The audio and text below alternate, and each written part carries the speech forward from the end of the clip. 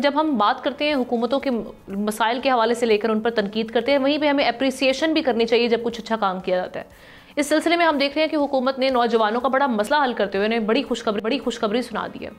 अब बैरून मुल्क मुलाजमत के ख्वाहिशमंद नौजवान वज़ीर-ए-आज़म यूथ लोन प्रोग्राम के तहत 10 लाख रुपये तक का कर्ज हासिल कर सकते हैं और अपने ख्वाबों की ताबीर पा सकते हैं।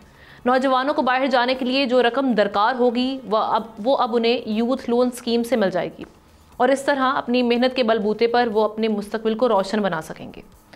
स्टेट बैंक के मुताबिक ये कर्जा वीज़ा, ट्रेनिंग और इब्तदाई अखराजात के लिए दिया जाएगा, लेकिन शर्त ये है कि दरख्वास्त दहिंदा के पास किसी बैरून मुल्क कंपनी का एम्प्लॉयमेंट ऑफर लेटर होना चाहिए।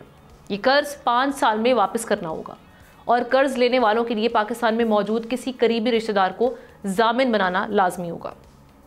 शराइत के मुताबिक शनाख्ती कार्ड रखने वाले 21 से 45 साल की उम्र के पाकिस्तानी शहरी इसके लिए अहल होंगे। ये स्कीम बैरून मुल्क जाने के ख्वाहिशमंद नौजवानों के लिए एक सुनहरी अपॉर्चुनिटी है, क्योंकि हर साल हम देखते हैं कि यूएई, सऊदी अरब, ओमान और कतर जैसे ममालिक में लाखों पाकिस्तानी एम्प्लॉयमेंट की गर्ज से जाते हैं।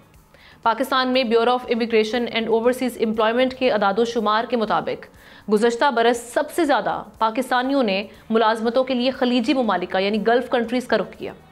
स्टैट्स ये बताते हैं 2024 में 4.5 लाख से ज़ायद अफराद मुलाजमतों की गर्ज से सऊदी अरब गए। दूसरी जानिब मुलाजमतों की गर्ज से यूएई जाने वालों की तादाद 64,130 रही। इसी तरह 2024 में 81,000 से ज़्यादा अफराद ओमान, 40,000 से ज़्यादा पाकिस्तानी शहरी मुलाजमत की गर्ज से कतर और 25,000 अफराद बहरीन गए हैं। ब्यूरो के स्टैट्स के मुताबिक गुज़श्ता बरस मुलाजमतों की गर्ज से बैरून मुल्क जाने वाले पाकिस्तानियों की कुल तादाद 7,27,381 थी।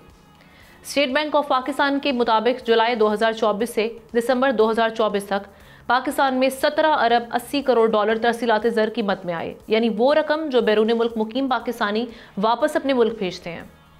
तरसीलात ज़र भेजने वाले ममालिक में सऊदी अरब पहले, यूएई दूसरे, बरतानिया तीसरे और अमेरिका चौथे नंबर पर है। हुकूमत के इस इकदाम से दोहरा फ़ायदा होगा। एक, नौजवानों का मुस्तकबिल रोशन होगा।